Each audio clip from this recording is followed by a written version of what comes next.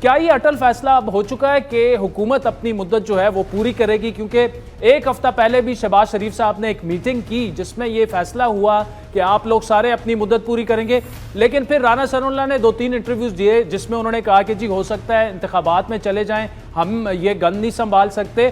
کیا اس بار یہ فیصلہ اٹل ہوگا؟ دیکھیں بالکل آپ صحیح فرما رہے ہیں۔ مجھے یاد ہے کہ غالباً آج سے ایک ہفتے پہلے منگل کا دن تھا اور پی ایم ہاؤس میں میٹنگ ہوئی تھی جس کے اندر تمام اعلاظی موجود تھے اور ویڈیو کانفرنس میں آصف علی زرداری صاحب بھی تھے اور غالباً میاں نواز شریف صاحب بھی تھے۔ ڈیسیشن یہ تھا کہ یس ہر صورت میں فیڈرل گورنمنٹ قائم و دائم رہے گی اور اگلا الیکشن جولائی یا اگست میں کرایا جائے گا اور اس کے لیے معاشی اصلاحات اور تمام چیزوں کا پروگرام چاکوٹ کیا گیا تھا۔ آج بھی to the best of my knowledge بالکل اسی طریقے سے کاربند ہے۔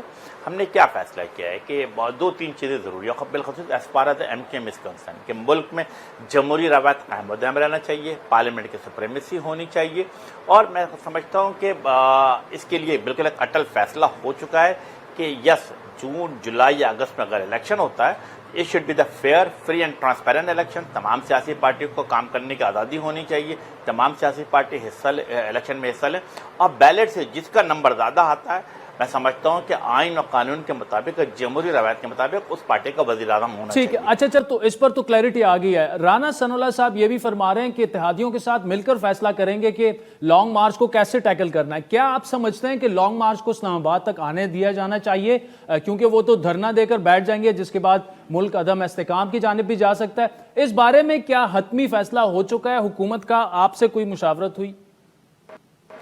بالکل as a political party and as a political worker بالکل صاف اور شفاف میں ہماری رائے ہے کیا کہ یس ہر سیاسی پارٹی کا آئینی، قانونی اور جمہوری حق ہے کہ وہ جلسہ کرے، جلوس نکالے، پریس کانفرنس کرے یا دھرنا دے۔ بالکل میرا خیال ہے دھرنا دینے کا ماضی میں بھی میرا خیال عمران خان صاحب نے 1 نہیں 2 دفعہ دھرنے دیے۔ آپ سب کو یاد ہوگا سیاسی کزن کے ساتھ بیٹھ کے انہوں نے دھرنے دیے اور اگر وہ دھرنا دینا چاہتے ہیں تو بے شک دھرنا دے، وہ اسلام آباد آئے۔ لیکن کیا فیصلہ ہوا ہے؟ ہم نے ان کی جو ماضی کی جو حکومت تھی آپ کو یاد ہوگا غالباً 1 اکتوبر 2019 فضل الرحمان صاحب کراچی سے بڑے قافلہ لے کر روانہ ہوتے اسلام آباد آمد ہوتے تو کیا ان کو ڈی چوک پہ آنے دیا؟ تو اس وقت کی حکومت نے یقیناً نہیں۔ کیا کہا تھا کہ آپ سری نگر ہائی وے کے اوپر جسے ہم کشمیر ہائی وے بھی کہتے ہیں اس کے اوپر ٹھہرایا گیا تھا۔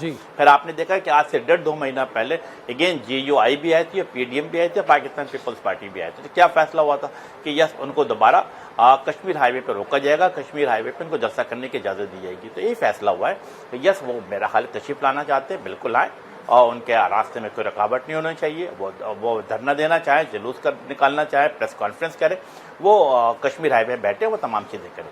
پرابلم کیا ہوتی ہے جب آپ شہر کے اندر داخل ہو جاتے ہیں تو جو عام عوام ہوتی ہے ان کو تکلیف کا سامنا کرنا پڑتا ہے، اس کے ساتھ ساتھ معاشی صورتحال بھی خرابی کی طرف جانا شروع کر دیتی ہے۔ تو آئین و قانون کے مطابق ان کو حق حاصل ہے کہ وہ دھرنا دے، اسلام آباد میں بیٹھے، but not at the D Chowk but at the